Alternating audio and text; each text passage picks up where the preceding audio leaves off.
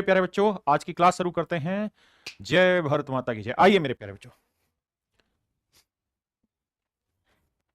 देखिए मेरे प्यारे बच्चों, सवाल में कह रहा है if the sides of a pentagon are extended to give it the shape of a star, then what is the measure of each angle at angular point of the star.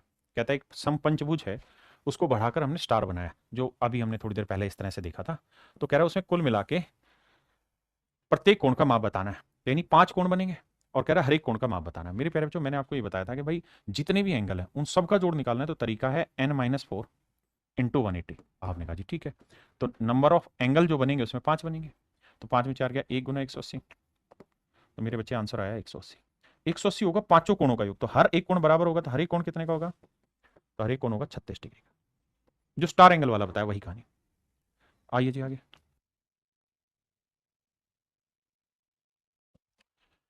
कह रहा भाई एक नियमित अष्टभुज के प्रत्येक आंतरिक कोण के माप का नियमित द्वादशम भुज के प्रत्येक आंतरिक कोण के साथ अनुपात बताइए। कह रहा था ratio of the measure of each interior angle of a regular octagon that of a डोडेकागन।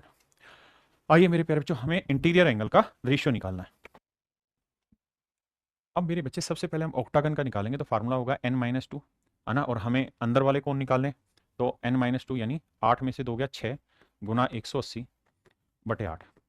बहुत बढ़िया। अगर हमें 12 साइड वाले का निकालना है, तो 12 में 2 गया 10 गुना 180 बटे 12। ये मेरे प्यारे बच्चों हमें रेशियो निकालना है, ये रेशियो हमें फाइंड आउट करना है। अब देखो जी, 180 से 180 गया, 4 दूनी 8, 4 तिये 12। बहुत बढ़िया जी। 2 से काटेंगे मेरे बच्चे 3 आया, 3 को 3 से गुना करेंगे 9 आया, और ये आया 10। तो मेरे प्यारे बच्चों मेरा जो राइट आंसर आएगा वो 9:10 आएगा। मेरा जो आंसर होगा मेरे बच्चे क्या होगा, 9:10। बताइए जी।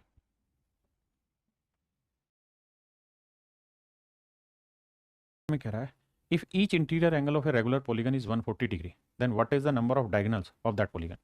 कहता है किसी समबाहुभुज की प्रत्येक अंतःकोण 140 डिग्री है। तो मेरे बच्चे हर एक इंटरनल एंगल का फार्मूला होता है n-2 into 180 degree upon n। आपने कहा जी ओके, और ये बराबर है 140 के। काटपीट मचाएंगे तो मेरे बच्चे ये आएगा 18n माइनस 18 दूनी 36, और ये आएगा 14n, घटाएंगे तो ये आएगा 4n बराबर 36। n की वैल्यू आएगी मेरे बच्चे 9। बिल्कुल ठीक। यानी पहली चीज ये कि नंबर ऑफ साइड है 9। अब कह रहा है भाई नंबर ऑफ डायगोनल की संख्या बताइए, तो नंबर ऑफ डायगोनल मैंने यहाँ लिखवाया था आपको, यहाँ कि नंबर ऑफ डायगोनल होगा जितनी नंबर ऑफ साइड होंगी, यानी n into n minus 3/2, n into n minus 3/2, n into n minus 3/2, n into n minus 3/2। Number of side है कितनी मेरे प्यारे बच्चों, 9। 9 में 3 गया 6, 6 को 2 से भाग दिया तो ये आया 3, तो आंसर आया 27। तो मेरे प्यारे बच्चों मेरा ऑप्शन बी जो है वो होगा 27, यानी नंबर ऑफ साइड है, नंबर ऑफ डायगोनल 27। लेकिन मैं आपको यहाँ एक चीज़ और सलाह देना चाह रहा हूँ कि जब भी आपको इंटरनल दे रखा हो ना, तो आप कैलकुलेशन में एक्सटर्नल की तरफ जाया करें, वो आसान होता है। कैसे भाई, ये तय है कि अगर इंटरनल 140 है तो एक्सटर्नल 40 होगा, आपने कहा। तो नंबर ऑफ साइड निकालने हैं तो 360 डिग्री बटे एक्सटर्नल एंगल लिख दो। बिल्कुल, तो 360 एक्सटर्नल है 40, काटेंगे तो ये आएगा 9, मतलब नंबर ऑफ साइड है 9। तो इससे कैलकुलेशन थोड़ी जल्दी हो जाएगी, फास्ट हो जाएगी।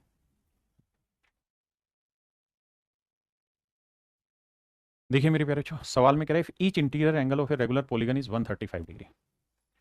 कहता है हर एक रेगुलर पॉलीगन का हर एक इंटीरियर एंगल 135 डिग्री है।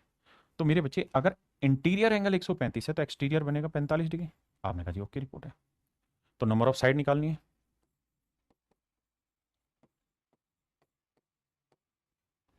तो यह आएगा मेरे प्यारे बच्चों 8, यानी 8 साइड है।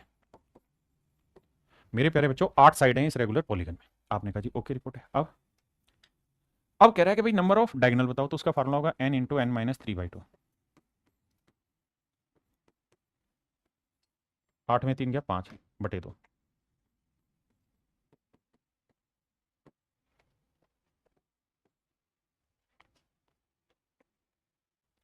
देखिए मेरे प्यारे बच्चों ध्यान से समझिए, कह रहा है कि हर एक इंटरनल एंगल 150 है, तो एक्सटर्नल एंगल कितना होगा मेरे प्यारे बच्चों, 30 डिग्री। एक्सटर्नल एंगल होगा 30 डिग्री, बिल्कुल ठीक है। अब 360 डिग्री को हम हर एक एक्सटर्नल एंगल से भाग देंगे तो निकल के आएगा नंबर ऑफ साइड। 3 से काटा, ये आया मेरे प्यारे बच्चों 12, यानी नंबर ऑफ साइडें जो निकल के आई मेरे बच्चे वो आई 12। बिल्कुल ठीक। अगर नंबर ऑफ साइडें 12 है तो नंबर ऑफ डायगोनल का फार्मूला होगा n इंटू एन माइनस 3/2।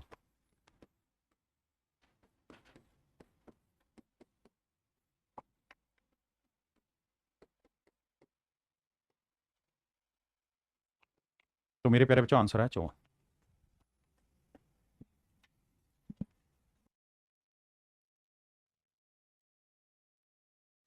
आइए मेरे नन्हे मुन्ने बच्चों, if each interior angle of a regular polygon is this, कहता है यदि एक नियमित बहुभुज का प्रत्येक आंतरिक कोण 128 सही 4/7, तो फिर इसकी विकर्णों की संख्या ज्ञात और भुजाओं की संख्या का योग ज्ञात करिए। देखिए मेरे बच्चे, हर एक इंटरनल एंगल दे रखा है।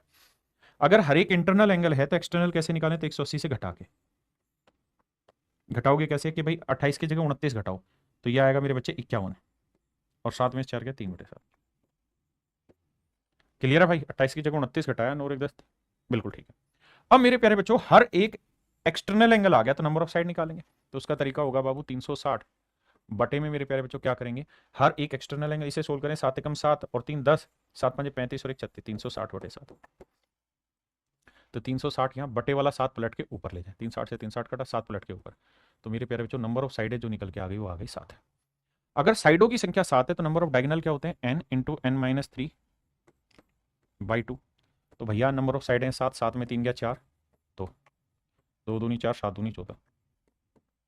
अब मेरे प्यारे बच्चों इसका मतलब ये हुआ कि भुजाओं की संख्या 7 है तो डायगोनल की संख्या 14 है, तो 14 और 7 को जोड़ेंगे मेरे प्यारे बच्चों क्या है? 21। इसका मतलब इनका जोड़ हुआ 21, और यही आपसे सवाल में पूछा है।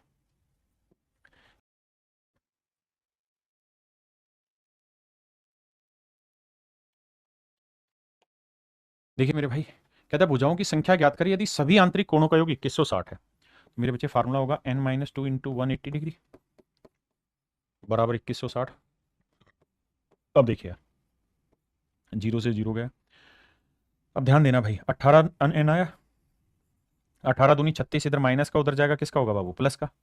तो 36 उधर जाएगा, 6 6 12, 3 1 4 1 5, 252।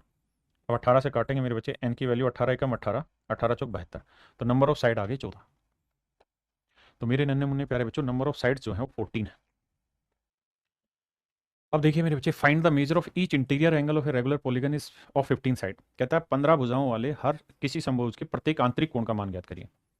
तो मैं क्या करूंगा, एक्सटीरियर निकाल देता हूं यार। हर एक एक्सटर्नल एंगल निकालेंगे, 15 से भाग दे देंगे, 15 दूनी 30, 15 चौको 60, तो ये आया 24 डिग्री। अब मेरे बच्चे ये है एक्सटर्नल एंगल, तो इंटरनल जो होगा इसका और उसका जोड़ कितना होगा? तो आप कहेंगे 180, तो 24 में क्या जोड़ा? 156। तो ऑप्शन बी मेरा राइट आंसर। हाँ जी।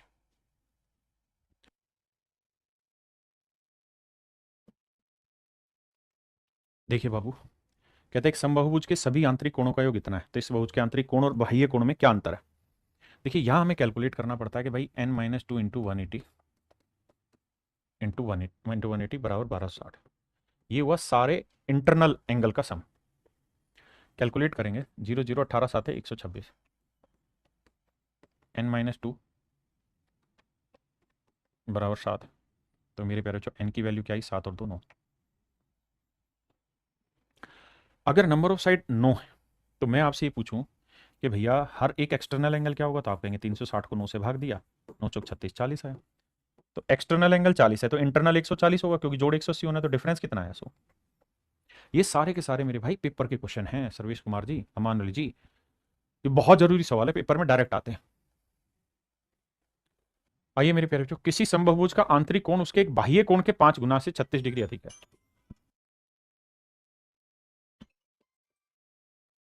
कहता है जी ये इसका इंटरनल एंगल है, ये इसका मेरे बच्चे एक्सटर्नल एंगल। कहता है इसका इंटरनल एंगल उसके बाह्य कोण से, यानी एक्स है तो ये कितना है? 5x, ये 5 गुना से 36 ज्यादा है।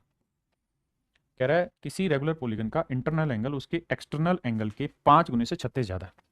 जोड़ेंगे मेरे बच्चे, तो 5x जमा 36 जमा में x बराबर है 180 डिग्री।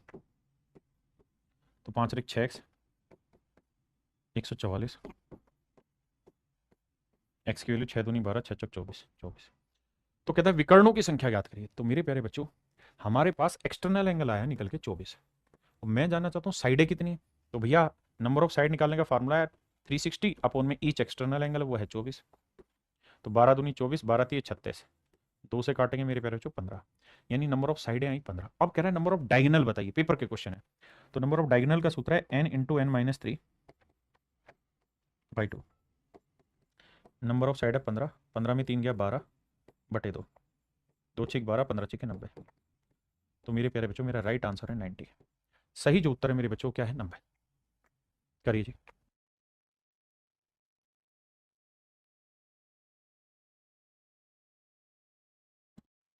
मान लीजिए ए और बी दो नियमित बहुभुज है जिनकी भुजाएं क्रम से ए और बी है। यदि बी बराबर है 2a, कहता है जी दो पॉलीगन है, एक पॉलीगन का नाम है ए और एक दूसरी पॉलीगन का नाम है बी। सवाल में कह रहा है जिनकी भुजाओं का अनुपात बी जो है वो ए की डबल है, यानी नंबर ऑफ साइड्स जो है मेरे बच्चे, नंबर ऑफ साइड्स जो है यहां वो ये कह रहा है कि भाई अगर पहले वाली में नंबर ऑफ साइड x है तो दूसरे वाली में 2x है। मैंने उस शब्द को बदल के समझा दिया कि इनकी भुजाओं की संख्या a और b है और b जो है वो a का डबल है। आपने कहा ठीक है। अब अब सवाल में कह रहा है कि और b का प्रत्येक आंतरिक कोण a के प्रत्येक आंतरिक कोण का 3/2 गुना है और इंटीरियर एंगल, अगर मैं इंटीरियर एंगल की बात करूं तो सवाल में कह रहा है कि बी का आंतरिक कोण ए के आंतरिक कोण का 3/2 गुना, किसका ए का, यानी ए का इंटरनल एंगल 2 है मेरे प्यारे बच्चों, तो बी का इंटरनल एंगल होगा 3। इस बात को भी समझो। कह रहा है कि द इंटीरियर यहां से and each interior angle of B is 3/2 और times of each interior angle of A, यानी ये 2 है तो ये 3 है। तो सवाल में मुझे ये कह रहा है कि भाई a प्लस बी की वैल्यू बताओ, यानी मुझे बताना है दोनों की भुजाओं की संख्या यानी 3x की वैल्यू मुझे बतानी, x और 2x। आपने कहा जी मामला सेट है, हम बात समझते हैं। अब मेरे बच्चे सोल्व करते हैं। ये बताइए अगर किसी पॉलीगन में साइडों की संख्या x है तो इंटीरियर एंगल क्या होगा, x minus 2 into 180 upon x. आपने कहा जी बिल्कुल ठीक है। और अगर यहाँ साइडों की संख्या 2x है, 2x माइनस 2 इंटू 180 अपॉन में 2x। अब मेरे बच्चे ये इंटीरियर एंगल जो है ये है 2:3, ये 2:3। अब कैलकुलेशन करते हैं। x गया, बिल्कुल गया। 180 से 180 गया, बिल्कुल गया। अगर ध्यान दो तो 2 यहाँ से कॉमन आएगा, यहाँ पे भी तो 2 कट जाएगा, तो यहाँ 1 आएगा, यहाँ 1 आएगा, बिल्कुल ठीक है। अब 3 को x माइनस 2 से गुना करोगे तो 3x माइनस 6 आया, और 2 को x से गुना करेंगे 2x आया, और 2 को 1 से गुना करेंगे 2 आया। 2x इधर आएगा माइनस का x, 6 में 2 गया मेरे प्यारे बच्चों 4। x की वैल्यू आई मेरे प्यारे बच्चों 4। अगर x की वैल्यू 4 है तो यहाँ 4 साइड होंगी, तो यहाँ 4 दूनी 8 साइड होंगी, यहाँ 4 भुजाएं होंगी तो यहाँ मेरे प्यारे बच्चों 8 भुजाएं होंगी। तो सवाल में मुझे ये कह रहा है कि प्रत्येक आंतरिक कोण कितना है। अच्छा, अब यहाँ चेंज किया इसने डाटा। इसने क्या कहा कि भाई उस पॉलीगन के इंटीरियर एंगल की वैल्यू बताओ जिसमें number of side A plus B है। आओ जी, ये तो और अच्छा सवाल बनाया इसने। तो मेरे बच्चे x की वैल्यू 4 है तो यहाँ 4 साइड है, तो यहाँ 8 साइड है। तो कह रहे एक और नई पॉलीगन बनाओ जिसमें इन दोनों की भुजाएं यानी 4 और 8 12 भुजाएं, यानी एक पॉलीगन में अगर 12 भुजाएं तो हर एक इंटीरियर एंगल बताना है। तो कैसे निकाले भाई, n यानी 12 माइनस 2 यानी 10 गुना 180 बटे 12, n minus 2 into 180 upon n। 12 से काटेंगे 15 है, 15 दही 150। तो मेरे प्यारे बच्चों मेरा आंसर है 150। Option A is your right answer. करिए जी।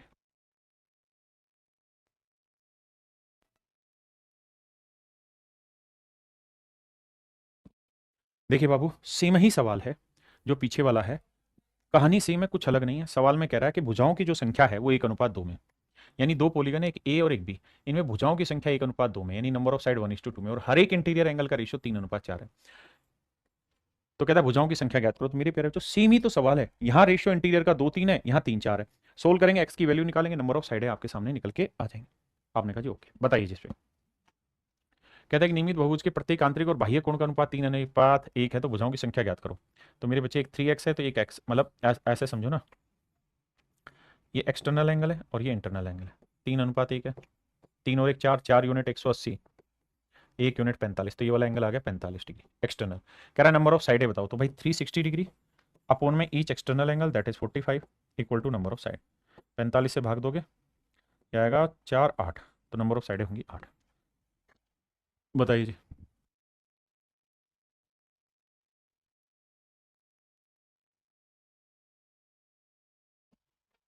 देखिए मेरे प्यारे बच्चों, एक समबाहुभुज के अंतःकोण और बाह्य कोण के मध्य अनुपात 5:1 है। तो भैया आप जानते हैं ये अंतःकोण ही बाह्य कोण, ये रेशियो 5:1। 5 और 1 6, 6 यूनिट 180, 1 यूनिट है मेरे बच्चे 30। तो ये वाला एंगल आया 30 डिग्री। अब कहता है भुजाओं की संख्या ज्ञात करो, तो मेरे बच्चे 30/30 ना 360/30 12 आया। हमेशा ही आपने जो खेलना है खेल वो एक्सटर्नल एंगल से खेलना है, क्योंकि जो इंटरनल है वो टाइम खराब करेगा आपका, इसलिए एक्सटर्नल से खेलो।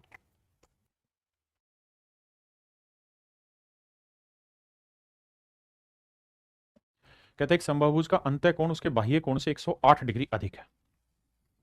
मेरे प्यारे बच्चों ध्यान देना, ये एक्सटर्नल एंगल है, ये इंटरनल एंगल है। इंटरनल एंगल एक्स है तो ये वाई है।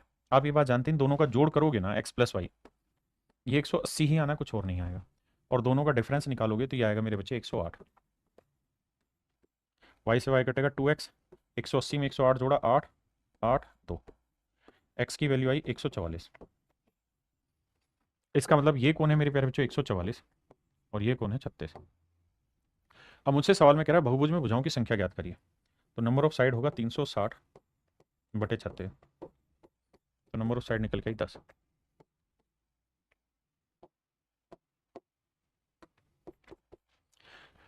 जब भी ये इनका डिफरेंस दे दे तो आप ये ध्यान रखना कि इनका जोड़ भी हमें पता होना चाहिए, कि इनका जोड़ 180 डिफरेंस दे रखा है, कैलकुलेशन हो जाएगी। और जब भी ऐसा हो तो एक बेसिक फंडा इस्तेमाल रखना कि जो डिफरेंस दे रखा है उसको 180 में जोड़ना, क्योंकि सम 180, और फिर आधा कर देना। जोड़ेंगे तो 8 8 2, 288 का आधा करोगे मेरे प्यारे बच्चों, आपका आंसर आ जाएगा 144, डायरेक्ट बिना कुछ सोल्व किए लिखे हुए।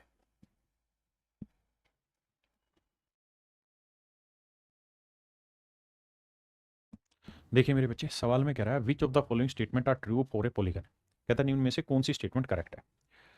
आइए आपका,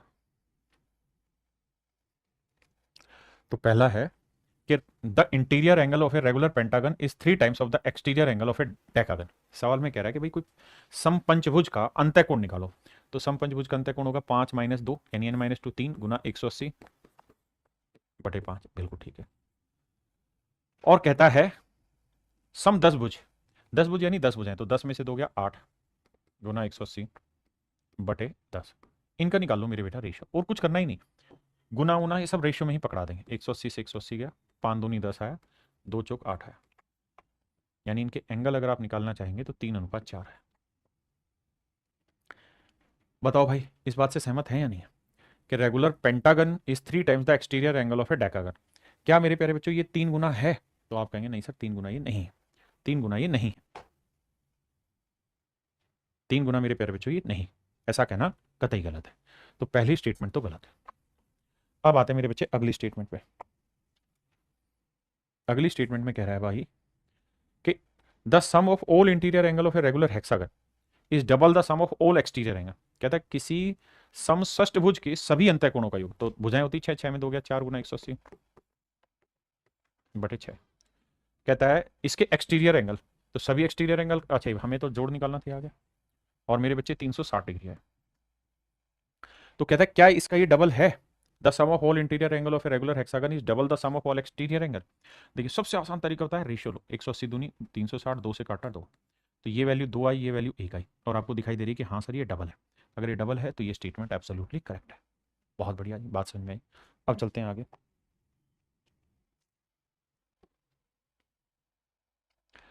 कहता है एन भुजाओं वाले बहुभुज की विकर्णों की संख्या n-1/2 होती है। ये भी गलत है भाई, क्योंकि फार्मूला होता है sir n into n-3/2, n into n-3/2। तो इस लिहाज से मेरे बच्चे केवल और केवल ऑप्शन सेकंड है कहीं, ये रहा ऑप्शन सी आपका एब्सोल्युटली करेक्ट है, बाकी ऑप्शन गलत है। मेरे प्यारे बच्चों इस सवाल में हमने एक छोटी सी स्टेटमेंट में गड़बड़ कर ली यहाँ पढ़ते पहले वाली में। उसने ये कहा कि the interior angle of a regular pentagon, pentagon के इंटीरियर एंगल, तो पेंटागन का हर एक इंटीरियर एंगल इतना आएगा, ठीक है जी। इस 3 टाइम्स द एक्सटीरियर एंगल, यहां पे लिखा हुआ एक्सटीरियर यानी बाह्य कोण, तो बाह्य कोण जो होते हैं ना मेरे प्यारे बच्चों वो हर एक बहुभुज के बराबर होते हैं, 360 डिग्री सारे कोणों का योग, और भुजाएं कितनी 10। ये होगी इसकी कहानी। तो कह रहा है क्या ये इसका 3 गुना है। अब रेशियो निकालते हैं मेरे बच्चे, 180 180 दूनी 360, 2 से काटा 5, 5 से काटा ये, तो रेशियो आया मेरे बच्चे 3:1। तो मेरे बच्चे माफ करना, ये बिल्कुल सही है कि ये इसका 3 गुना होगा, यानी पहली स्टेटमेंट भी करेक्ट है, दूसरी भी करेक्ट थी, तीसरी गलत थी। तो हमें जो इसका आंसर दिया है हमने इसका, वो हमें पहली और दूसरी दोनों देनी है। वो एक्सटीरियर है, मैंने पढ़ा नहीं था, है ना।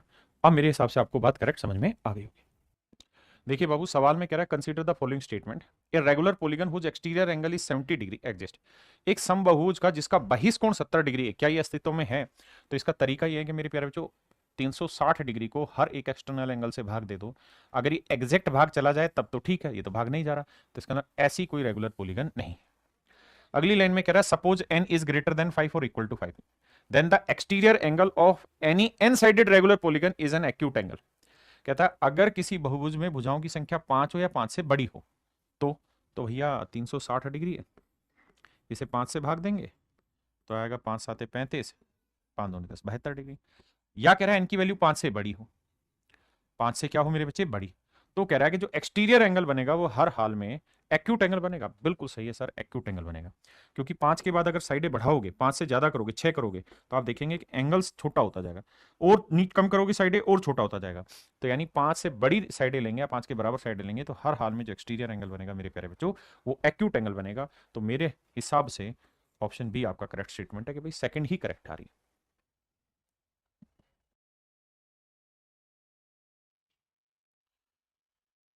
देखिए मेरे बच्चे, सवाल में कह रहे हैं in the given figure ABCD is a square, BCXYZ is a regular pentagon. कहता है एबीसीडी तो मेरे प्यारे बच्चों एक वर्ग है, अगर एबीसीडी वर्ग है तो ये सारे कोण 90-90 डिग्री के होने। साथ में ये बात भी ध्यान रखना, सारी भुजाएं भी बराबर होनी। ये साइड ए है तो ये साइड भी ए होगी, ये साइड भी ए और ये साइड भी ए। आपने कहा जी ओके, रिपोर्ट है। कहता है BCXYZ, बी कहाँ है, ये रहा CXYZ। कहता है BCXYZ पेंटागन है। पेंटागन माने जिसकी 5 भुजाएं, और मेरे बच्चे हम बात कर रहे हैं रेगुलर पॉलीगन की, तो जिसकी सारी साइडें आपस में बराबर होती हैं। आपने कहा जी ये बात भी ठीक है। और कह रहा है ए बी ई जो है वो इक्विलेटरल ट्रायंगल है, तो ये भी इक्विलेटरल है, तो ये ए है तो ये भी ए होगी मेरे बच्चे, और ये भी ए होगी। आपने कहा जी ये बात भी समझते हैं। तो कह रहा है कि ई बी जेड का मान आपने बताना है मुझे कितने डिग्री का होगा, ई बी जेड का मान कितना होगा।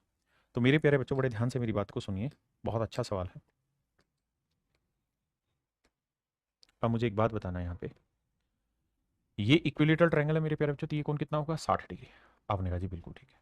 ये कोण कितना होगा जी, 90 डिग्री। ये बात भी सही है। ये मेरे प्यारे बच्चों पेंटागन है, तो पेंटागन का हर एक इंटीरियर एंगल का क्या सूत्र होगा सर, n -2 इंटू 180/n। और मेरे बच्चे पेंटागन में कितनी साइड है, 5, 5 में 2 गया 3 गुना 180, n की वैल्यू 5, 36 5 180, 36 3 108। तो ये वाला कोण जो आया मेरे प्यारे बच्चों वो आया 108 डिग्री। ये वाला आया मेरे बाबू 108 डिग्री। आपने कहा जी ओके, रिपोर्ट है। अब मेरे बच्चों कहानी ये है कि किसी भी पॉइंट के चारों तरफ का जो कोण होता है वो होता है 360 डिग्री। आपने कहा सही है, किसी भी पॉइंट के चारों तरफ का कोण। तो ये कोण 60 है जी, ये कोण 90 है, अगला कोण 108 है, ये कोण हमें पता नहीं निकालना है। तो 8 9 6 15, 1 और 1 2, 258। तीनों कोणों का योग कितना होता है, 360 ना, चारों का पूरा 360, 360 में से 258 हटा दो। जब 258 आप हटाएंगे मेरे बच्चे तो 10 में 8 गया 2, 5 में 5 गया 0, 3 में 2 गया 102 डिग्री। तो मेरे नन्हे मुन्ने प्यारे बच्चों, एंगल ई बी जेड की जो वैल्यू आएगी वो आएगी 102 डिग्री। ई बी जेड की जो वैल्यू आएगी मेरे प्यारे बच्चों वो आएगी 102 डिग्री, ये आएगी 102 डिग्री। अच्छा, भुजाओं की संख्या का भी नाम समझ लीजिए कि पेंटागन का मतलब है 5 भुजाओं वाली। ठीक है, हिंदी में देखोगे तो उसका अर्थ भी दिखाई दे जाता है। अब मेरे बच्चे इससे अगले पड़ाव पे आते हैं। देखिए मेरे प्यारे बच्चों, इस क्वेश्चन को समझाने से पहले एक छोटा कॉन्सेप्ट समझाता हूं।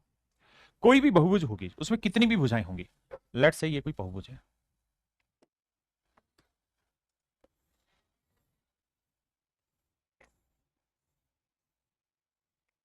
नहीं,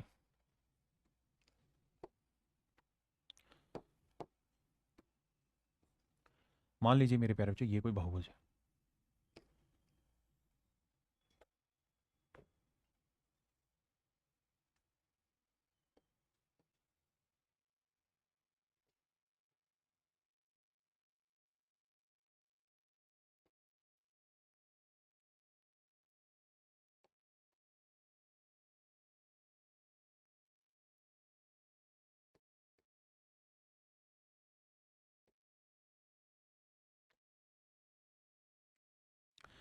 मेरे बच्चों ध्यान से देखिए मेरी बात को, ये मेरे प्यारे बच्चों मान लीजिए कोई रेगुलर पॉलीगन। अगर ये कोई रेगुलर पॉलीगन है, अगर ये कोई रेगुलर पॉलीगन है, तो कोई भी अगर रेगुलर पॉलीगन होगी तो पहली चीज ये कि उसकी सारी भुजाएं बराबर होंगी, सारी भुजाएं बराबर होंगी।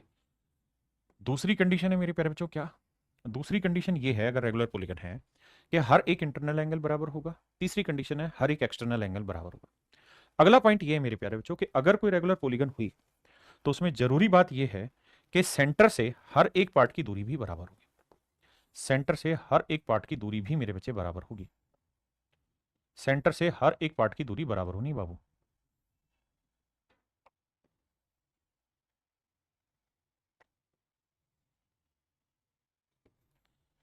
मेरे बाबू सेंटर से हर एक पार्ट की जो दूरी है ना वो बराबर होगी। हाँ, मजा आ रहा है। यानी जो सेंटर होता है उससे हर एक पार्ट की डिस्टेंस बराबर होती है, ध्यान रखिएगा। कोई रेगुलर पॉलीगन होगी तो हर हाल में सेंटर से उसकी हर एक वर्टेक्स की दूरी बराबर होगी, और यही दूरी जो होती है ये उसकी चौथी कंडीशन को डिफाइन करती है, रेगुलर पॉलीगन को। अब हमारा जो सवाल है वो ये कि भाई कि इस पॉलीगन की हर एक साइड 6 सेंटीमीटर, हमने मान लिया जी हर एक साइड 6 सेंटीमीटर, 6 सेंटीमीटर भुजा है हर एक, और कहता है कि केंद्र से बहुभुज की प्रत्येक भुजा की लंबवत दूरी 4 सेंटीमीटर है। यानी मेरे प्यारे बच्चों ये जो लंबवत दूरी है ये 4 सेंटीमीटर है। आपने कहा जी ये भी बात ठीक है। अब मेरे बच्चे ये ट्रायंगल है, बिल्कुल ठीक है। ये ट्रायंगल है, बिल्कुल ठीक है। अब मुझे बताइए इस ट्रायंगल का एरिया क्या हुआ, तो half into base into height, 2 तिया 6 3 चौक 12।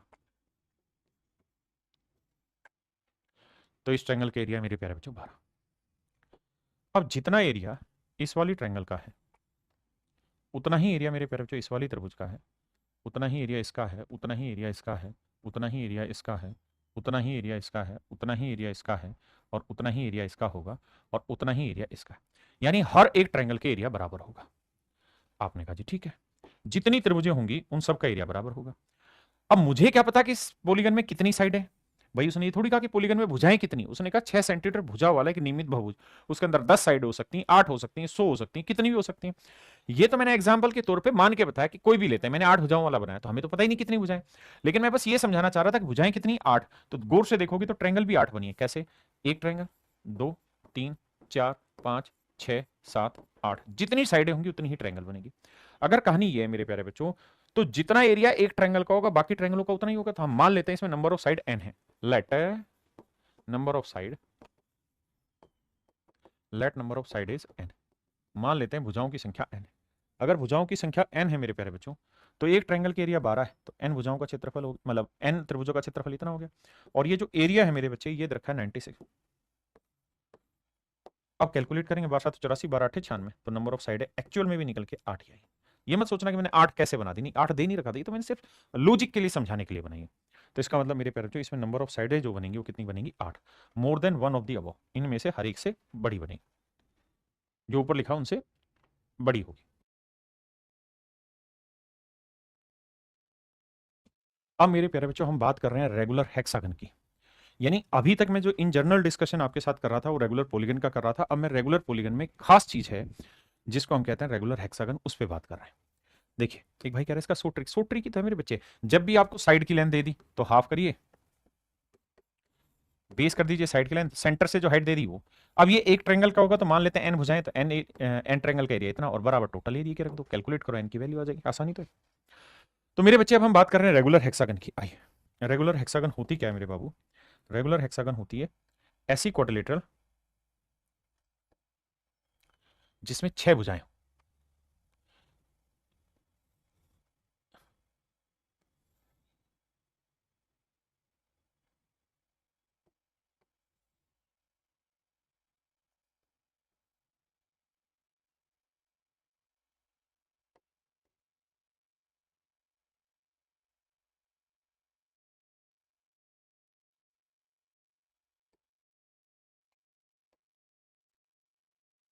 अब मेरे प्यारे बच्चों मेरी बात को ध्यान से सुनिए, ये है रेगुलर हेक्सागन। रेगुलर हेक्सागन क्या होती है? जिसकी 6 भुजाएं होती है। तो इसकी मेरे बच्चे 6 भुजाएं हैं, ठीक है जी।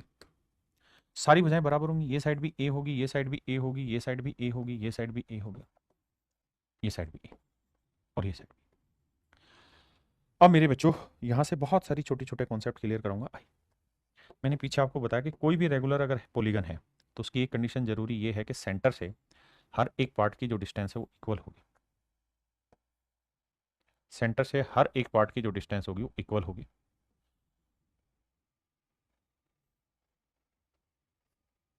दूसरी बात, आप ये बात तो बहुत अच्छे से समझ ही रहे हैं कि ये पूरा एंगल कितना है मेरे बच्चे, 360 डिग्री इस पॉइंट के चारों तरफ का।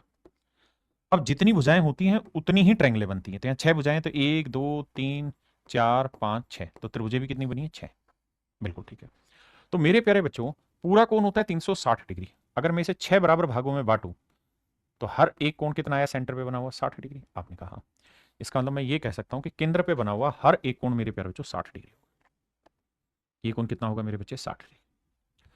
अगर मैं यही कहानी मेरे बच्चे ऑक्टागन में करता आपको यहां कि भाई हर एक एंगल यहां बताओ, तो आप कहते हैं कि भाई सेंटर में बना 360 होगा। अब यहां कितनी साइड है, 8, तो 8 से भाग दे देंगे तो ये वाला एंगल निकल के आएगा। बिल्कुल ठीक बात है। यहां मेरे प्यारे बच्चों 6 साइडें थी, तो सेंटर में बना हुआ एंगल 6 आ गया। अब आगे, अब मैं आपसे एक चीज जानना चाह रहा हूं कि मेरे प्यारे बच्चों, अगर मैं ऐसा कोई सर्कल खींचूं जो इसको सर्कमस्क्राइब कर रहा हो, अगर मैं ऐसा कोई सर्कल खींचूं जो इसको सर्कमस्क्राइब कर रहा, ऐसा मेरे प्यारे बच्चों मैं कोई सर्कल खींचूं जो इसको सर्कमस्क्राइब कर रहा हो, यानी इसके सारे वर्टेक्स से होके गुजर रहा हो, तो भाई ये बताइए इसकी सर्कम रेडियस क्या होगी। तो मेरे प्यारे बच्चों, जो ये सेंटर से हर एक वर्टेक्स की डिस्टेंस है ना, यही मेरे दोस्तों इसकी सर्कम रेडियस होगी। यही रेगुलर हेक्सागन की परित्रिज्या होगी, ध्यान रखना। आपने कहा जी ठीक है। अब आप एक बात कहेंगे कि सर अगर यही सर्कम रेडियस होनी है, यही बाहर वाले सर्कल की रेडियस होनी है, तो ये दोनों जगह तो बराबर होंगी। बिल्कुल ठीक बात है। और अगर सर किसी ट्रेंगल में ये वाला कोण 60 डिग्री है और ये दोनों ही साइडें आपस में बराबर है, तो तीसरी साइड के साथ बनने वाला कोण भी क्या होगा मेरे प्यारे बच्चों, बराबर। आपने कहा जी बिल्कुल। तो 180 में से 60 गया, 60 बचा कितना, 120। 120 को दो बराबर हिस्सों में बांटेंगे तो 60 डिग्री, 60 डिग्री। तो ये वाला कोण कितना आएगा मेरे बच्चे, 60 डिग्री। तो ये भी 60, ये भी 60। इसका मतलब ये हुआ क्या कि ये इक्विलेटरल ट्रायंगल बन गई। और इक्विलेटरल ट्रायंगल है तो ये साइड की लेंथ अगर ए थी तो ये भी ए होगी, ये भी ए हो गया। तो यहां से आपने एक विशेष चीज सीख ली, और उस चीज का नाम यह है कि किसी रेगुलर हेक्सागन के सर्कम सर्कल की जो रेडियस होगी वो कुछ और नहीं, ए ही होगी। और ए का मतलब है side of hexagon, side of hexagon. यानी जो बहुभुज की भुजा होगी वही मेरे प्यारे बच्चों रेगुलर हेक्सागन के सर्कम सर्कल की रेडियस होगी। आपने कहा सर बात ठीक है, मान लेते हैं। अब मेरे प्यारे बच्चों मैं आपसे ये जानना चाहता हूं क्या, कि अगर इसकी हर एक साइड ए ए है, अगर इसकी हर एक साइड ए ए है, ये भी ए है, ये भी ए है और ये भी ए है, तो इस इक्विलेटरल ट्रायंगल का एरिया क्या होगा। तो आप कहेंगे √3/4 इसके। बिल्कुल ठीक है। और ऐसी कितनी त्रिभुजें बनेंगी, 1 2 3 4 5 6, क्योंकि भुजाएं कितनी है, 6, तो 2 दूनी 4, 2 तिया 6। तो इसका मतलब किसी भी रेगुलर हेक्सागन का जो एरिया निकल के आएगा ना बाबू, वो निकल के आएगा 3√3/2 A²। 3√3/2 A²।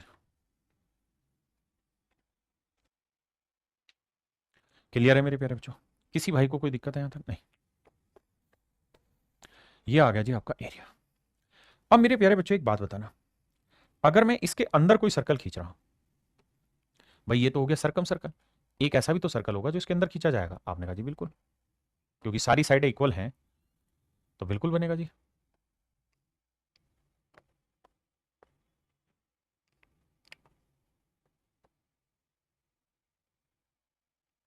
अब मेरी बात को बड़े ध्यान से समझना, क्या, बल्कि इसको थोड़ा और सेट करते हैं डाटा को।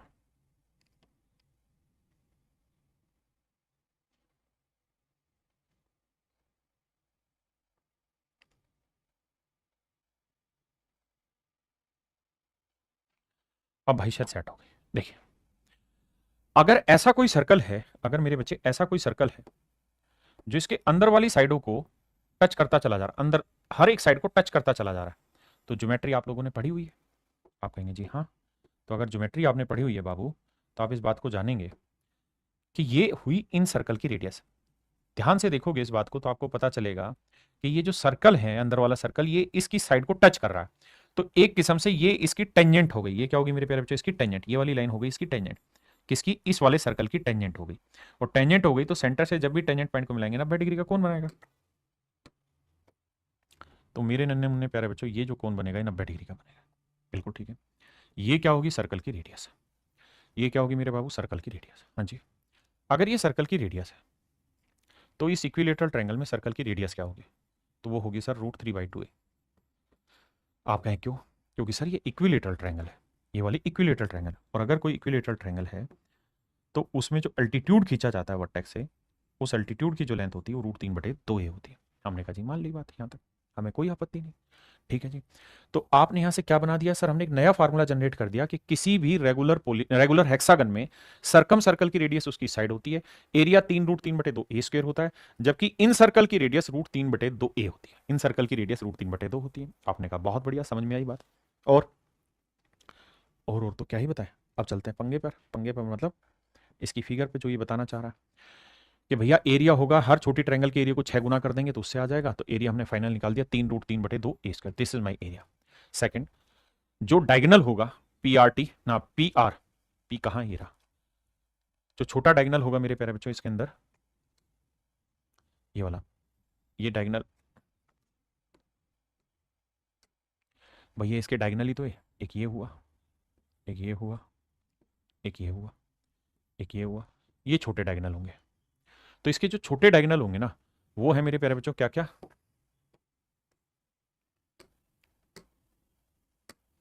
तो जो छोटे डायगोनल है, एक डायगोनल की लेंथ है ये वाली, एक डायगोनल की लेंथ है ये वाली, एक डायगोनल की लेंथ है ये वाली, एक डायगोनल की लेंथ है ये वाली, और एक डायगोनल की लेंथ है ये वाली। तो ये मेरे प्यारे बच्चों सारे छोटे डायगोनल है। ये क्या है मेरे बच्चे, छोटे डायगोनल। ये छोटे डायगोनल है। तो चाहे वो PR की लेंथ पूछे, चाहे वो QS की लेंथ पूछे, चाहे वो RT की लेंथ पूछे, चाहे वो SQ की लेंथ पूछे, चाहे वो TP की लेंथ पूछे, चाहे वो UQ की लेंथ पूछे, तो मेरे प्यारे बच्चों ये सारी की सारी लेंथें जो होती है √3/2a होती है ना, √3a होती है। ये ध्यान रखना, ये √3a होती है। फिर से समझाता हूं। अगर कोई रेगुलर हेक्सागन है तो उसमें जो शॉर्टेस्ट डायगोनल होता है, शॉर्टेस्ट डायगोनल का मतलब है जैसे इससे एक पॉइंट छोड़ के अगले पॉइंट को मिलाओगे तो ये जो डायगोनल हुआ, हाँ जी, इससे अगर मैं खींचूंगा तो इससे अगले पॉइंट पे जो मिलेंगे ये सारे शॉर्टेस्ट डायगोनल है, ये सारे छोटे डायगोनल है। मैं इससे मिलाऊंगा, ये सारे छोटे डायगोनल। तो ये जितने भी छोटे डायगोनल होंगे 6, उन सब की लेंथ होगी मेरे प्यारे बच्चों √3a। बहुत सुंदर। अगली बात, इसमें मेरे प्यारे बच्चों जो लंबे डायगोनल है, ये लंबे डायगोनल, ये एक पॉइंट से 2 पॉइंट छोड़ने के बाद सीधा ये बड़ा डायगोनल है, ये बड़ा डायगोनल है, ये बड़ा डायगोनल है। तो कुल मिला के 3 बड़े डायगोनल है। तो बड़े डायगोनल की जो लेंथ होगी वो होनी है मेरे प्यारे बच्चों 2a। 2a क्यों होनी है, क्योंकि आप जानते हैं, मैंने ये बात सिखाई आपको कि ये इक्विलेटरल ट्रायंगल बना लेता है। ये साइड ए है तो ये भी ए आ जाएगी, ये भी ए आ जाएगी, ये सारी साइडें ए आ जानी क्योंकि इक्विलेटरल बनेगा। तो ये ए लेंथ है, ये ए लेंथ है, तो ये पूरी लेंथ हो जाती है 2a। आपने कहा एक्सटीरियर एंगल कितना होता है जी, 60 डिग्री होता है, ये वाला 60 डिग्री होता है। इंटीरियर एंगल 120 डिग्री होता है, और 6 इक्विलेटरल ट्रायंगल इसके अंदर कुल मिला के बनती है। अब बाबू इस पे सवाल लेना शुरू करते हैं। आइए, सवाल में कह रहा है एसी की लेंथ ज्ञात करिए। एसी की लेंथ ज्ञात करिए। एसी की लेंथ बताइए क्या होगी। दिया कहा है नहीं कुछ।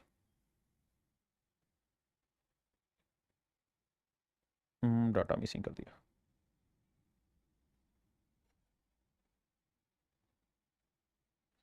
इस पे आइए, कह रहा है each interior angle of a regular hexagon. तो मेरे प्यारे बच्चों हेक्सागन का हर एक इंटीरियर 120 होता है, एक्सटीरियर होता है 60 डिग्री। देखिए बाबू सवाल में कह रहा है कि एक नियमित षटभुज है मेरे बच्चे, यही बनाता हूं। षटभुज माने 6 भुजाओं वाली एक फिगर है।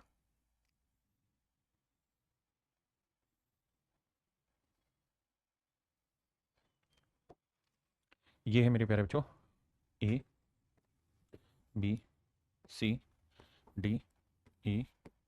F। अब सवाल में कह रहा है कि ABCD और EF के मध्य बिंदु है PQR। कह रहा है जी AB का मध्य बिंदु है P, बहुत बढ़िया। CD का मध्य बिंदु है Q, और मेरे बच्चे EF का मध्य बिंदु है R। इस बात को भी देखेंगे। सवाल में ये कह रहा है कि ये जो पॉलीगन है इसकी भुजा की लंबाई है 12 सेंटीमीटर, हमने मान लिया। तो हमसे सवाल में कह रहा है कि भाई PQR का एरिया निकाल के बताइए क्या होगा। PQR का मेरे प्यारे बच्चों एरिया निकाल के बताइए क्या होगा।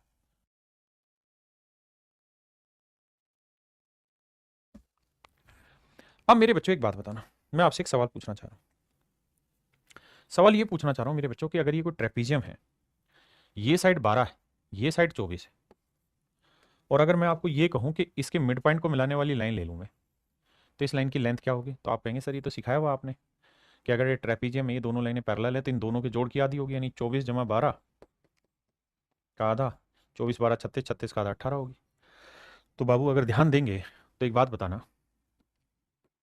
मैं इस वाली फिगर पे फोकस करना चाह रहा हूं।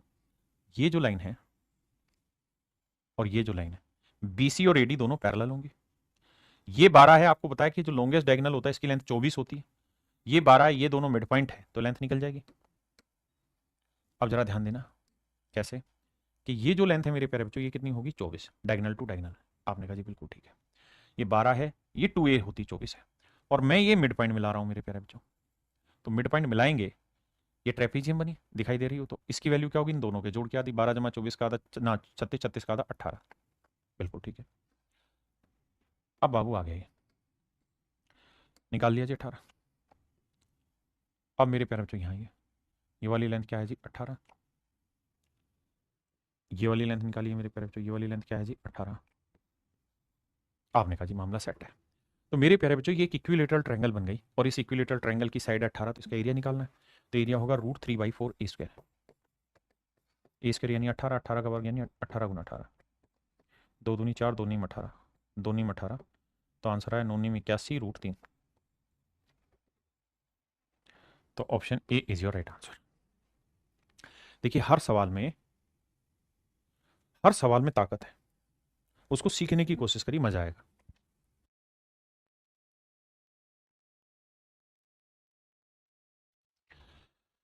यदि एक नियमित षटभुज का क्षेत्रफल इतना है तो इसका परिमाप ज्ञात करिए। तो मेरे प्यारे बच्चों रेगुलर हेक्सागन का एरिया होता है 3√3/2 ए स्क्वायर, ये है मेरे प्यारे बच्चों 24√3, √3 से √3 गया, 3 8 24, 8 दूनी 16, तो ए स्क्वायर बराबर 16, ए की वैल्यू आई मेरे प्यारे बच्चों 4।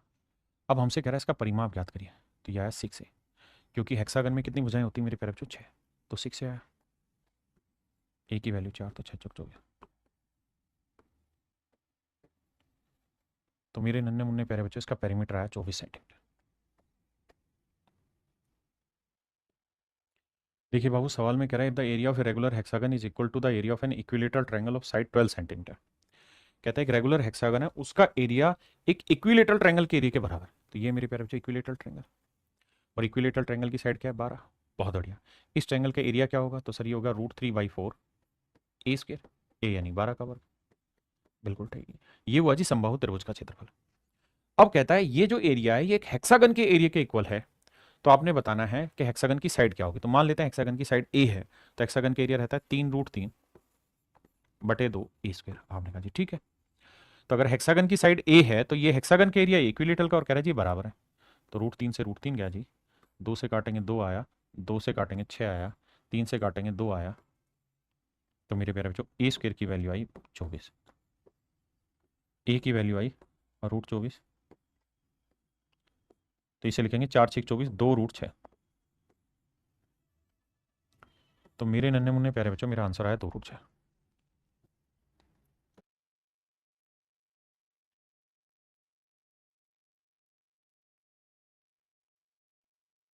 कहता है मान लीजिए एक नियमित षटभुज एबीसीडी ईएफ की प्रत्येक भुजा की लंबाई 2 सेंटीमीटर। ये भैया कोई हेक्सागन है, नाम है ABCDEF।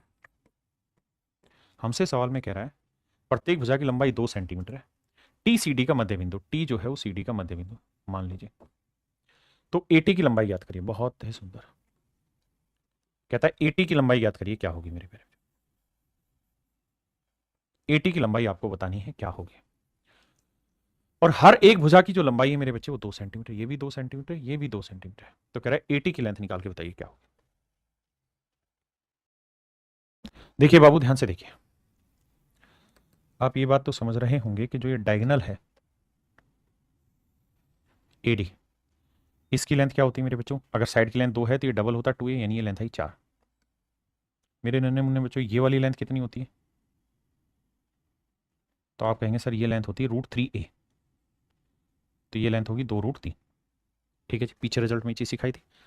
अगर आपको ये डाउट है कि 2√3 कैसे होती है और आपने नहीं प्रूव करके बताया, तो मैं पीछे वही चीज़ एक बार एक्सप्लेन कर दे रहा हूँ कि हर रेगुलर हेक्सागन का इंटरनल एंगल जो हमने यहाँ पे लिखवाया कि भाई ये √3a होगी, ये वाली लेंथ, ये क्यों होगी वो समझा देता हूँ, कि हर रेगुलर हेक्सागन का हर एक इंटीरियर एंगल होता है 120 डिग्री। आपने कहा जी ठीक है, अगर ये 120 डिग्री है मेरे प्यारे बच्चों, तो ये साइड बराबर है इस साइड के, बिल्कुल ठीक है, और अगर मैं यहाँ से इसके ऊपर परपेंडिकुलर डाल दूँ तो ये वाला एंगल 60 डिग्री आएगा, बिल्कुल ठीक है, और 60 डिग्री क्या रेशियो बनाता है, 60 डिग्री रेशियो बनाता है सामने वाली साइड मेरे प्यारे बच्चों कितनी, √3, ये वाली साइड 1 और ये वाली साइड 2।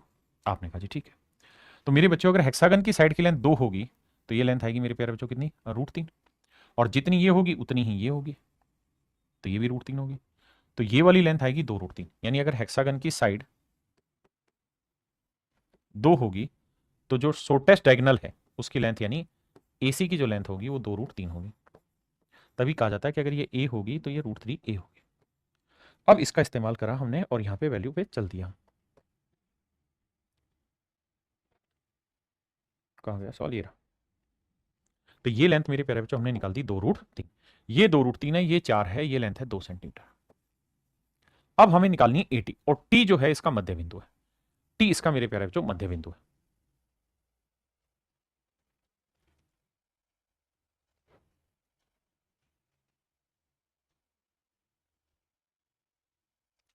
अब मेरे प्यारे बच्चों मैं दो अलग अलग तरीकों से इसे डिफाइन करूंगा।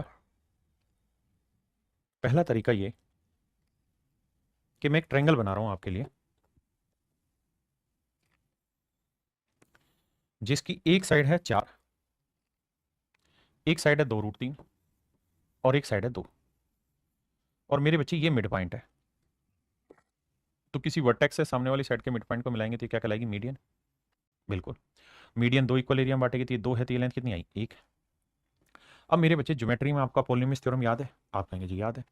अपोलोनियस थ्योरम में क्या रहता था मेरे प्यारे बच्चों, अगल बगल की साइडों का स्क्वायर का सम 2 √3 का वर्ग जमा 4 का वर्ग बराबर ट्वाइस ऑफ मीडियन के स्क्वायर का सम प्लस में 1 का वर्ग, इसका और 2 का वर्ग 4, 4 3 12, 4 चौक 16, 16 12 28,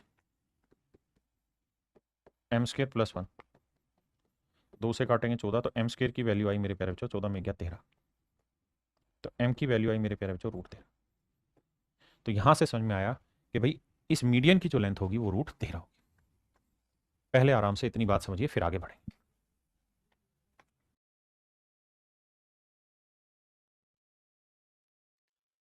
कितने मेरे बच्चे जिनको अपोलोनियस थ्योरम याद है मेरे प्यारे बच्चों, देखिए हर छोटी से छोटी चीज याद रखोगे तभी यहां सवाल सोल्व कर पाओगे, वरना फंसते रह जाओगे। आइए जी, कहता है ABCDEF एक समचतुर्भुज है। मैं सवाल फिगर आउट कर देता हूं जल्दी से। ABCDEF एक समचतुर्भुज है, तो ADB का मान कितना होगा, ADB का मान बताइए, ADB का मान बताना मेरे प्यारे बच्चों क्या होगा। हमसे भैया जी सवाल में पूछ रहे हैं कि ये वाला कोण कितना होगा, ये वाला कोण मेरे प्यारे बच्चों कितना होगा, ये मैंने आपसे पूछा। इसकी वैल्यू निकाल के बताइए क्या होगी। देखिए मेरे प्यारे बच्चों ये मैंने एक रेगुलर हेक्सागन बनाई है। मैं आपको समझाना यहाँ पे ये चाहता हूँ कि अगर इस रेगुलर हेक्सागन में हम डायगोनल को मिलाते हैं तो आप ये बात समझे होंगे कि इक्विलेटरल ट्रायंगल बन रही होती है। अगर विकर्णों को मिलाते हैं तो ये सारी समबाहु त्रिभुजें बन रही होती है। आपने कहा जी ठीक है, हम समझते हैं कि सारी की सारी इक्विलेटरल ट्रायंगल। अगर मैं यहाँ से इसको भी मिलाऊंगा तो इक्विलेटरल ट्रायंगल को ही फॉर्म करेंगे। बिल्कुल ठीक चीज़ है। ये वाला कोण मेरे प्यारे बच्चों पूरा 60 डिग्री का होगा। बिल्कुल ठीक बात है। अब मेरे प्यारे बच्चों एक बात बताना, अगर मैं यहाँ एक लाइन ऐसे खींच लूं तो आप मुझे ये बता सकते हैं कि ये कोण कितना है। आप कहेंगे साहब ये कोण तो 120 डिग्री होगा, क्योंकि रेगुलर हेक्सागन का हर एक इंटीरियर एंगल 120 डिग्री होता है। अब मेरे प्यारे बच्चों आप ये बात भी समझेंगे कि ये दोनों साइडें बराबर है, हेक्सागन की सारी साइडें बराबर होती है, तो तीसरी साइड के साथ बना हुआ ट्रायंगल भी इक्वल होगा, मतलब एंगल इक्वल होगा। ये तीसरी साइड है, अब ये साइड और ये साइड बराबर है तो तीसरी साइड के साथ बना हुआ एंगल इक्वल होगा 120। तो ये 60 60 का आधा करेंगे तो ये कोण बनेगा 30 डिग्री। ये वाला कोण भी मेरे प्यारे बच्चों 30 डिग्री। किसी भाई ने कोई दिक्कत है, कोई लोड है, नहीं है जी, कोई प्रॉब्लम नहीं। अब अगली बात पे, अब मेरे प्यारे बच्चों अगली कहानी को समझिए। ये 120 है, ये 30 है, ये 30 आ गया। ये पूरा कोण कितना था साहब, 60। 60 में ये 30 है तो ये वाला कोण कितना बचा, 30 डिग्री। और अगर ध्यान देंगे तो आपसे यही तो पूछा हुआ था इस सवाल में, यही तो पूछा हुआ है। तो ये पूरा 60 था, ये 30 रहेगा तो ये वाला कोण भी कितना आएगा मेरे प्यारे बच्चों, 30 डिग्री। तो ये वाला कोण बाबू 30 डिग्री बनेगा, ये वाला कोण 30 डिग्री बनेगा। अब मैं इससे रिलेटेड और छोटे छोटे बेसिक कॉन्सेप्ट समझा लेता हूं ताकि आपको डाउट क्रिएट ना हो।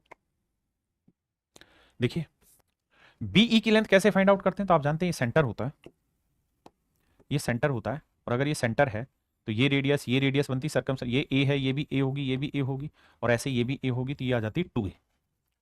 अब आइए नेक्स्ट पे, ये मैं बता चुका हूं कि अगर आपको एबीसी का एरिया निकालना हो, इस वाली ट्रायंगल का एरिया निकालना हो, एबीसी का एरिया, तो आपको ये पता है कि सर ये लेंथ, अगर मैंने समझाया था कि भाई ये हम इस पे डालेंगे 90 बनेगा, ये 60 डिग्री आएगा, और 60 डिग्री रेशियो बनाता है क्या, सामने वाली साइड √3, ये वाली साइड 1, और ये √3 है, ये भी √3 होगी, तो ये पूरी साइड आएगी 2 √3।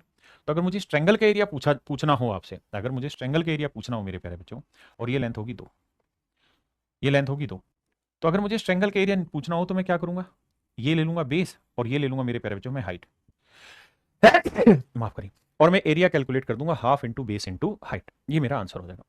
ये 2 है तो ये 1 होगी। तो ध्यान ये रखना कि अगर किसी रेगुलर हेक्सागन की साइड ए है, अगर रेगुलर हेक्सागन की साइड ए है, तो ये माफ करना, तो ये लेंथ होगी मेरे प्यारे बच्चों √3 है, और ये यहां से यहां तक की जो लेंथ होगी ना, ये वाली लेंथ होगी a/2। ठीक है जी, ये लेंथ होगी a/2। तो इस ट्रायंगल का अगर मुझे एरिया निकालना है इस वाली का, तो ये हो गया मेरा बेस, और ये होगी मेरी हाइट, तो एरिया हो जाएगा हाफ, बेस हो गया मेरे प्यारे बच्चों √3 है, और हाइट हो गई a/2, तो एरिया आएगा √3/4 a²। आप कहें सर ये तो इक्विलेटरल ट्रायंगल का एरिया है, तो इसका एरिया भी ऐसा क्यों हुआ, उसका भी कहानी समझा रहा हूँ।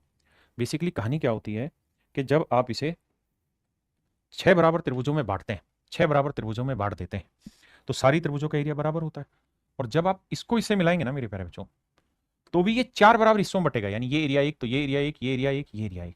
तो इस वाली ट्रायंगल का एरिया कितना था, 2। अगर ध्यान से देखोगे इसका 2 था, तो इसका भी 2 ही निकल के आया फिर, क्योंकि एक था।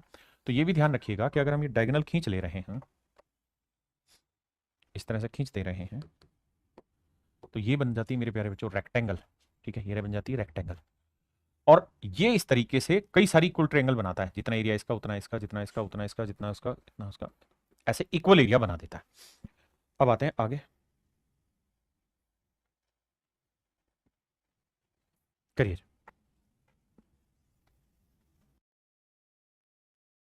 आइए बाबू, कह रहा है 14 सेंटीमीटर भुजा वाले एक नियमित षटभुज का क्षेत्रफल कितना है। तो भैया माफ करिए, रेगुलर हेक्सागन का एरिया होगा √3/3 ए की वैल्यू है 14, स्क्वायर करेंगे तो 14 × 14। तो मेरे बच्चे 7 या 21, 14 एकम 14, 14 दूनी 28 और 1 29, 294 √3 मेरे पैर मेरा एरिया है।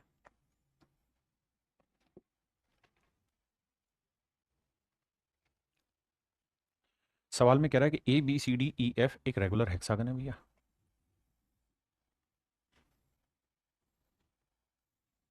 ठीक है जी, नाम है ACDE।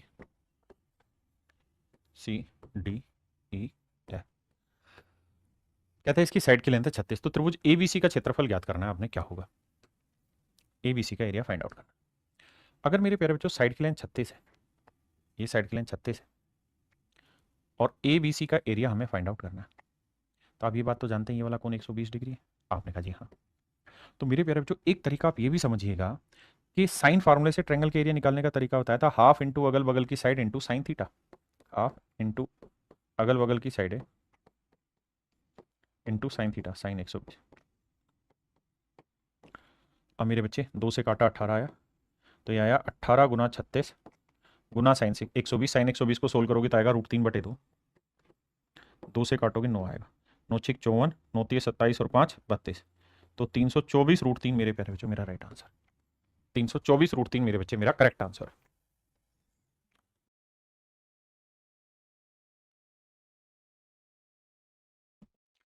सवाल में कह रहा है भाई the area of a field in the shape of A hexagon is this, what will be the cost of fencing at the rate of rupees this. कह रहा है कि भाई एक षटभुज है और उसका एरिया दे रखा है, तो षटभुज की एरिया का फार्मूला क्या रहता है साहब, 3√3/2 a²। यह आया मेरे प्यारे बच्चों 1944 √3, √3 से √3 गया, 3 6 18, 3 चौक 12, 3 8 24, 2 8 16, 2 चौक 12 और 1 13, 2 6 12। देखो तो 2 8 16, 2 चौक, अरे यार क्या करवा रहे हो तुमसे, 2 8 16, 2 चौक 8 और 1 9, और 2 6 12 और 1 नहीं 12 ही रहेगा। तो मेरे प्यारे बच्चों ये आया 1296। अब हमें कह रहा है कि भाई अगर हमें इस पे फेंसिंग लगानी है तो लागत क्या आएगी। तो मेरे बच्चे फेंसिंग जो लगनी है वो उसके बाहर लगनी पेरीमीटर पे, तो पेरीमीटर होगा 6 ए। आपने कहा जी ठीक है, लेकिन ए चाहिए, अगर ए चाहिए तो यहाँ तो ए स्क्वायर आ गया, तो फिर तो भैया इसको ब्रेक करो 648 को, यहाँ 2 भी है तो 2 तो अलग लिखो। 648 को 4 से भाग दें तो 4 आया भैया, फिर बचा कितना, 4 एकम 4, 4 भी क्यों 8 से भाग जा रहा है तो 8 8 64, 8 एकम 8, हाँ खत्म हो गया, 81 आया, बस खत्म कहानी। तो मेरे बच्चे ए की वैल्यू है 8 दूनी 16 का वर्गमूल 4 और 81 का वर्गमूल 9, 9 चौक 36। तो भुजा की लंबाई आ गई मेरे प्यारे बच्चों 36। अगर भुजा की लंबाई 36 है तो परिमाप आ गया 6 गुना 36। और सवाल में कह रहा है क्या, कहता जो उस पे फेंसिंग करनी है उसकी कॉस्ट आ रही 11.5 रुपये, तो टोटल कॉस्ट बताओ। तो मेरे प्यारे बच्चे ने मल्टीप्लाई करेंगे, वो आएगा हमारा आंसर। अब हमें ये देखना है कि हमारा आंसर आएगा क्या, हमारा आंसर आएगा क्या। तो मेरे बच्चे यूनिट डिजिट देख रहे हो सब में अलग अलग दे रखे, तो यूनिट डिजिट पकड़ते हैं, पॉइंट हटाएंगे मेरे बच्चे, बटे 100 आया, 0 कटा 5 से काटोगे मेरे बच्चे आएगा 2 और 5 से काटेंगे 23, 2 से काटेंगे 3। अब यूनिट डिजिट करते हैं, 3 चिंग 18, 8 8 दिया 24, 4 आना चाहिए और 4 केवल ऑप्शन बी में ही है लास्ट डिजिट। तो इस तरह से सोल्व करिए।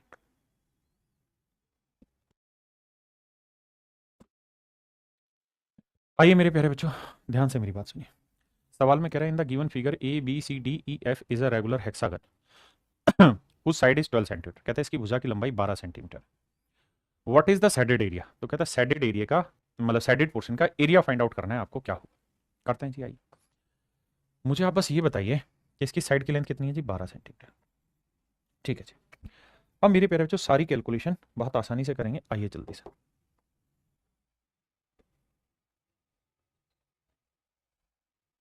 आइए बाबू, अगर साइड की लेंथ 12 सेंटीमीटर है मेरे प्यारे बच्चों, तो ये तो तय है कि ये सेंटर होगा हेक्सागन का। आपने कहा जी बिल्कुल ठीक है, इसमें कोई दो राय नहीं है। तो ये मेरे प्यारे बच्चों एक इक्विलेटरल ट्रायंगल बनेगी। ये शेप थोड़ी मतलब भैड़ी बना दी इन्होंने, वरना इसको ठीक भी करें तो हो सकती है, शेप ऐसी बात नहीं है, बस थोड़ा सा टाइम देके चलना मुझे। देखिए फिगर अगर ठीक बन जाए तो चीज़ें समझाने में आसान होगा, समझने में आसान होगा। अब शायद लगता है मुझे फिगर ठीक बन गई।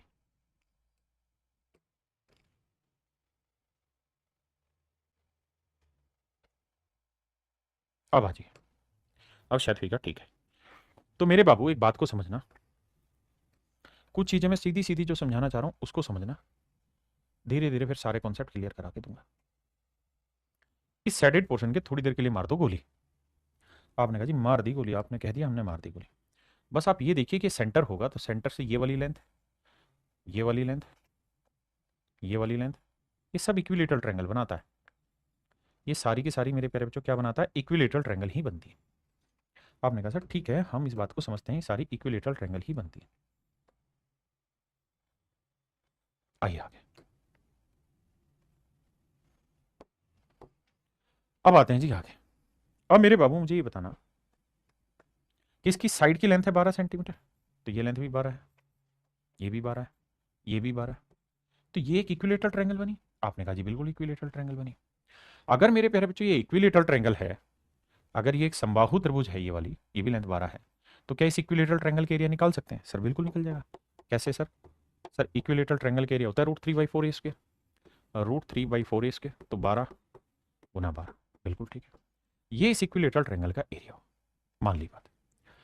मेरे प्यारे बच्चों मैंने आपको यह भी बताया कि यहां से जब आप एल्टीट्यूड डालोगे इस पे, ये वाला एल्टीट्यूड जब आप इस पे डालोगे, ये एल्टीट्यूड डालोगे इक्विलेटरल में, तो ये दो इक्वल एरिया में ट्रायंगल को बांट लेगा। थोड़ी देर पहले आपको ये कहानी समझाई थी कि अगर आप इस तरह से करते हैं और इसको मिलाएंगे तो 4 इक्वल एरिया में बांट देगा इसको। एक एक एक एक बताया ना आपको कि भाई 4 इक्वल एरिया में ट्रायंगल को बांट लेगा। आपने कहा ठीक है। तो मेरे प्यारे बच्चों अगर मैं आपसे जानना चाह रहा हूँ सिर्फ मुझे आधे हिस्से का एरिया बताओ, तो आप कहेंगे इसका आधा कर देता है। तो ये एरिया आ गया, तो 2 से काटा 6 आया, 4 से काटा 3 आया, तो ये आया 6 × 18 √3। मेरे प्यारे बच्चों मेरे पास ये वाला एरिया आ गया, 18 √3 आ गया। कितना आया मेरे प्यारे बच्चों? 18 √3 ये मेरा पास एरिया आ गया। पहले इतनी बात समझे। अब जरा ध्यान देना, आपने कहा जी ये बात हम समझ गए। अब मेरे प्यारे बच्चों आप ये बात समझ गए, इसको और थोड़ा अच्छे तरीके से मैं समझाने की कोशिश करूंगा ताकि और अच्छे से डिफाइन हो पाए चीजें। देखिए मेरा उद्देश्य एक ही है कि चीजें समझने में टाइम लगे लेकिन करने में फिर सेकंड भर का भी टाइम ना लगे। मैंने आपको अल्टीमेटली ये सिखाया कि भाई ये सेंटर है, this is an equilateral triangle, ये एक इक्विलेटरल ट्रायंगल है, एक इक्विलेटरल ट्रायंगल ये वाली है सर, हाँ जी, और एक इक्विलेटरल ट्रायंगल ये वाली। आपने कहा सर ठीक है। मैंने ये कहा कि अगर मान लीजिए इस इक्विलेटरल ट्रायंगल का एरिया 2 यूनिट है, इसका एरिया 2 यूनिट है, तो इसका एरिया 2 है, तो इस पूरी का भी एरिया 2 होगा, तो ये एरिया 1 आएगा। आपने कहा जी ठीक है।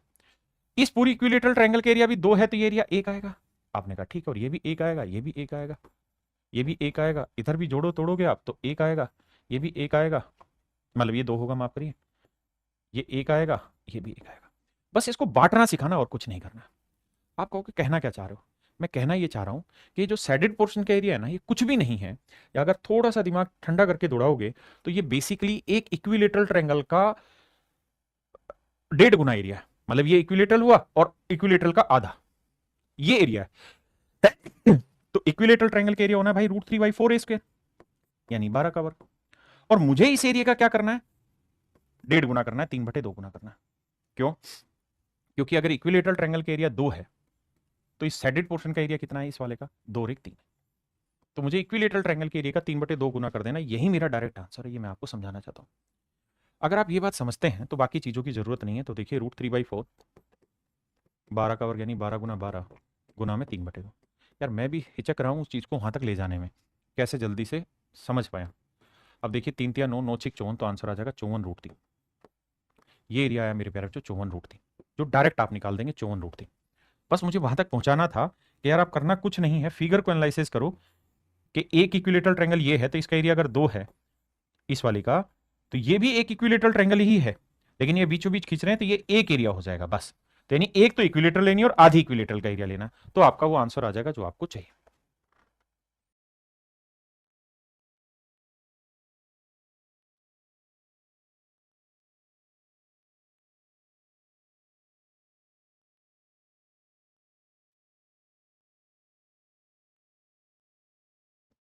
आइए बाबू इस सवाल में देखिए, सवाल में कह रहा था area of a regular hexagon is equal to the area of a square, what is the ratio of the perimeter of the regular hexagon to the perimeter of square. कहता है इनके परिमाप का अनुपात क्या होगा अगर इनके क्षेत्रफल जो है वो आपस में बराबर है। तो मेरे प्यारे बच्चों, मैं मान लेता हूं वर्ग की जो भुजा है वो एस है, तो वर्ग का क्षेत्रफल क्या हुआ s², और जो रेगुलर हेक्सागन उसकी साइड है ए, तो उसका एरिया हुआ 3√3/2 a²। आपने कहा जी ठीक है। अब कहता है कि षटभुज की परिधि, तो भैया षटभुज की परिमाप क्या होता है 6 है, क्योंकि साइड ए, और वर्ग का परिमाप वो हुआ 4 है। कहता है जी इसका रेशियो निकाल के बताइए। तो वर्ग की भुजा हमने ऐसे ली हुई है, तो ये रेशियो मेरे प्यारे बच्चों हमें कुल मिला के निकाल के बता रहा है। अब यहां से हमें ए और एस में रिलेशन सेट करना पड़ेगा। अब मेरे बच्चों मैं क्या करता हूं, मैं a² यहीं रखता हूं, s² ले लेता हूं, ये चीज पलट के लिख देता हूं, 2/3√3 है। बिल्कुल ठीक है। अब मेरे बच्चे दोनों साइड उठा के स्क्वायर रूट कर दो, तो a/s का जो रेशियो आया वो √2/3√3 है। आपने कहा जी ठीक है।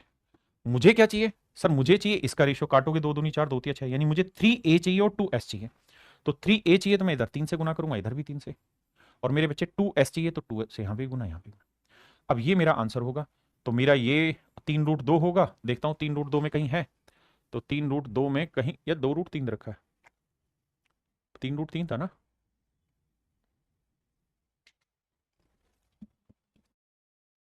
अब मेरे प्यारे बच्चों ये मेरा आंसर है, लेकिन ध्यान से देखें तो कोई सा भी आंसर इस तरीके का नहीं दे रखा है। अगर इस तरीके का आंसर नहीं दे रखा है तो क्या करें भैया, इसको सेट करते हैं, इसका हर का प्रीमेकरण कर देते हैं। हर का प्रीमेकरण करेंगे मेरे बच्चे, तो 3√3 से ऊपर गुना और 3√3 से ही नीचे गुना। आप कह रहे हैं सर ऐसा क्यों कर रहे हैं? क्योंकि सारी जगह पे 6 वाली वैल्यू दे रखी जो यहाँ बन नहीं रही, अब बन जाएगी हमसे। देखिए कैसे, जब 3√2 को इससे गुना करेंगे ना मेरे बच्चे, तो ये आएगा 2 गुना 3√3, और नीचे वाले को गुना करेंगे तो 2, ये रूट से रूट हट जाएगा, सीधा आ जाएगा 3√3। आपने कहा जी ठीक है। 3 से मेरे प्यारे बच्चों 3 गया।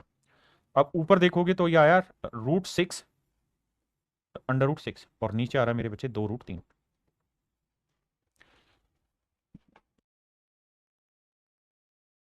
सॉरी सॉरी, 2 तिया 6√3 है, माफ करना। देखिए करा क्या हमने, 2 तिया 6, ये √6 और √3, और यहां बच रहा है 2√3। अब देखते हैं मेरे प्यारे बच्चों, और इस शेप में उसने ऑप्शन सी का आंसर दिया हुआ है। इस शेप में मेरे प्यारे बच्चों ऑप्शन सी का आपका आंसर दिया हुआ है।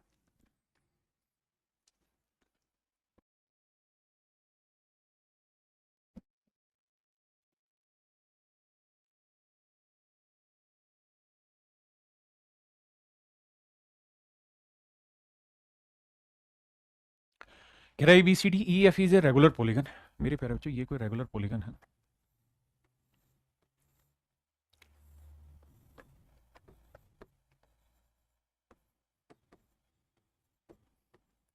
ये कोई रेगुलर पॉलीगन है। Two poles at C and D are standing. कहता है C और D पर दो पोल खड़े हुए हैं। एक C पे खड़ा हुआ है मेरे बच्चे इस तरीके से, और एक ये D पे खड़ा हुआ है इस तरीके से। कह रहा जी दो पोल खड़े हुए हैं, इस पे खड़े लंबवत खड़े हैं। ए पर क्रम से 30 डिग्री का कोण बनाते हैं, 30 डिग्री और 60 डिग्री का उन्नयन कोण बनाते हैं। कहानी ये है बाबू कि ये वाली बेस दे रखा है, ये वाला बेस भी है वैल्यू। अब समझ में आएगा। कहता है कि ये वाला जो एंगल है ये लंबवत खड़े हुए हैं, ये 30 डिग्री, और मेरे प्यारे बच्चों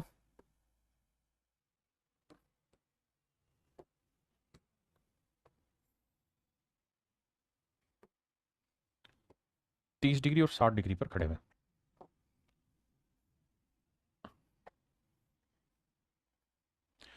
यानी मेरे प्यारे बच्चों सी पे पहले लिखा था तो सी पे 30 डिग्री है ये वाला कोण, और ये 60 डिग्री। ऐसा सवाल कहने लगा। तो सी पर खंबे की ऊंचाई और डी पर खंबे की ऊंचाई से अनुपात ज्ञात करिए। बहुत बढ़िया जी, सिखाते हैं। मेरे प्यारे बच्चों मैं दो त्रिभुज ले रहा हूं। एक त्रिभुज ये वाली ले रहा हूं,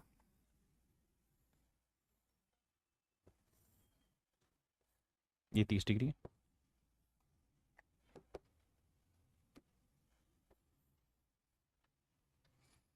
ये कोई पॉइंट है ए, ये कोई पॉइंट है सी, और इसके ऊपर ये कोई खंबा खड़ा हुआ है। ठीक है जी, ये वाला कोण है 30 डिग्री। एक ट्रायंगल मेरे प्यारे बच्चों मैं ले रहा हूं ये वाली,